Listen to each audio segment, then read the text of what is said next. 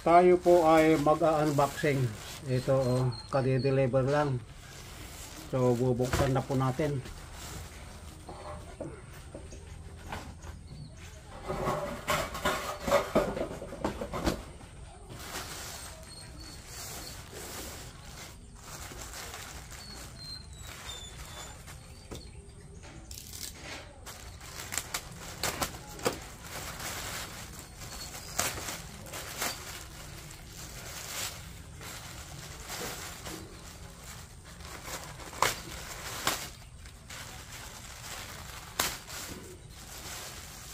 Ito na po.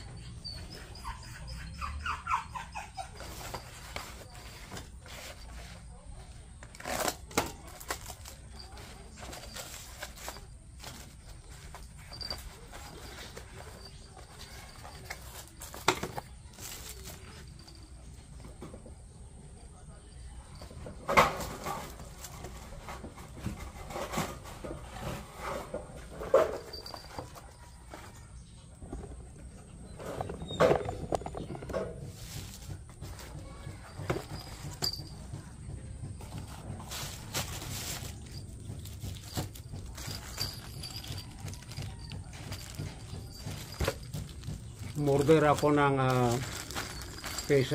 fishing rod at saka yung fishing rail at saka yung mga accessories niya. Yan yung kabitan ng yung hook. Ito floater. Ito mga extension na pag kinabit yung hook.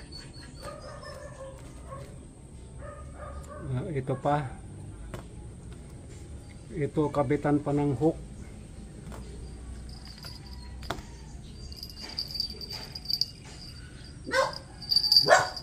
Ito sa palagay ko ito yung sinker. At ito yung mga hook pero ang liliit. Ito pa isa pang accessories. Pagka nagnanat ka, ito sarili ko itong knife.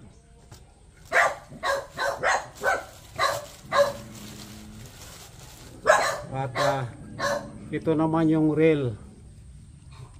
Ganyan po. Ganyan po. So ito naman yung rod. Yan, humahaba po ito.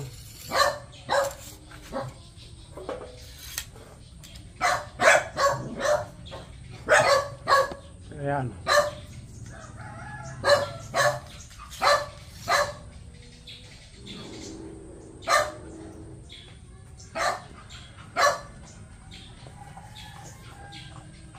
So, yan po. Hanggang ngayon, dahil sanay na tayong gumamit ng ganito, i-assemble natin ngayon itong rail nya. Ito po.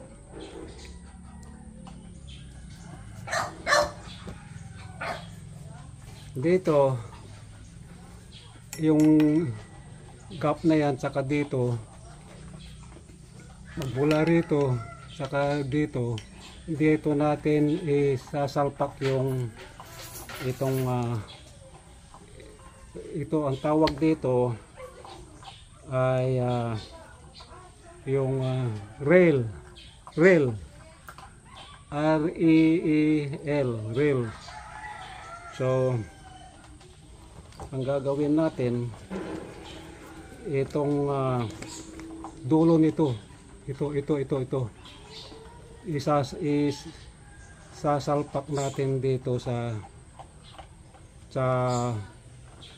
dito at saka ito, and then i-adjust lang itong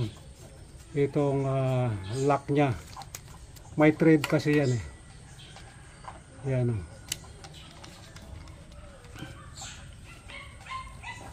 So ayan,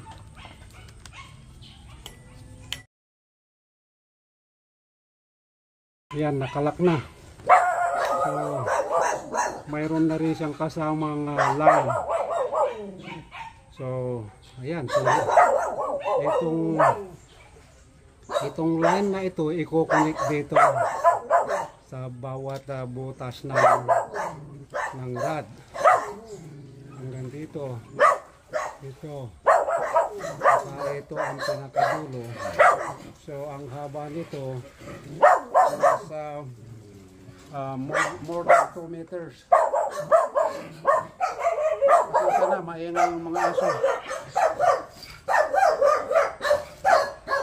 So ayan. So susubukan kong mag-fishing mamaya. So ito. Ganyan lang po.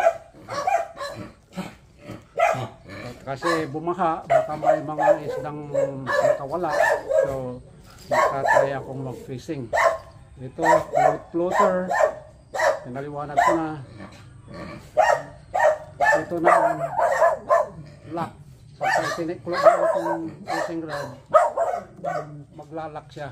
Gawin natin. Ilalak natin. Ayan po, alimbawa tapos ka na mag-fishing, ito isusuot dito. Halimbawa tapos na ka na mag-fishing kasi may folder to. So ayan na po, para hindi siya mahaba. Tapos mayroon din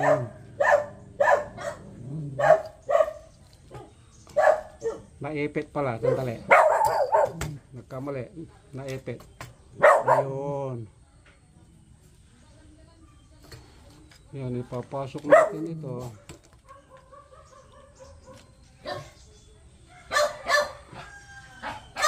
ayun,